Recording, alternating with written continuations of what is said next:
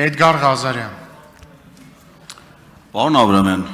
մեր խմբակցությունը որոշում է կայացրել, որ ազգային ժողովի փոխնախագահի պաշտոնում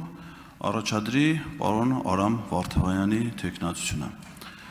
Ինչ եք կարծում, ձեր ներկայացման հետ կապված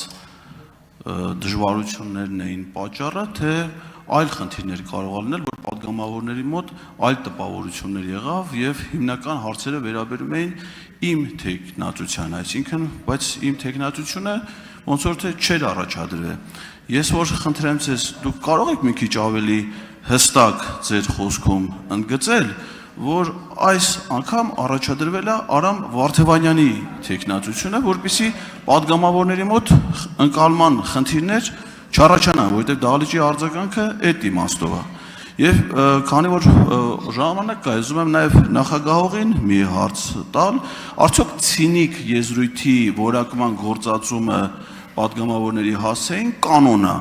այս դահլիճում եւ կարող է հետագայում ունենալ նաև այլ կիրառություններ։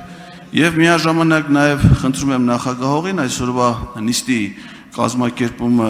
իրականացնել այն տրամաբանությամբ, որ ես հնարավորություն ունենամ ժամը 16:00-ին գտնվել Երևանի ընդհանուր իրավասության քրեական դատարանի կենտրոն նստավայրում, որտեղ մեղադրյալի կարգավիճակում իմ մասնակցությամբ կա դատական նիստ։ Շնորհակալություն։ Ավարտեցիք, պարոն Ղազարյան,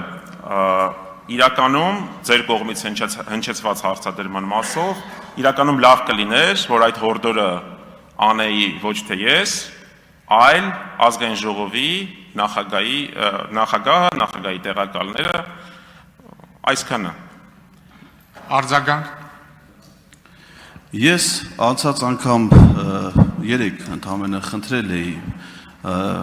քաղաքացիական պայմանագիր խմբակցության քարտուղարի նախագահին, որպեսզի հաշվառումը իրականացնի այն падգամավորների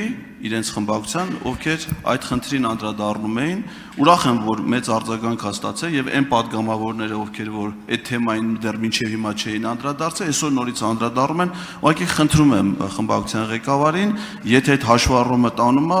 երբ ավարտվի աշխատանքները, ինձ ամեն դեպքում դրա մասին տեղյակ պահեք, պատասխանը պատրաստ է, դուք դա կստանաք եւ կվայելեք։ Շնորհակալություն։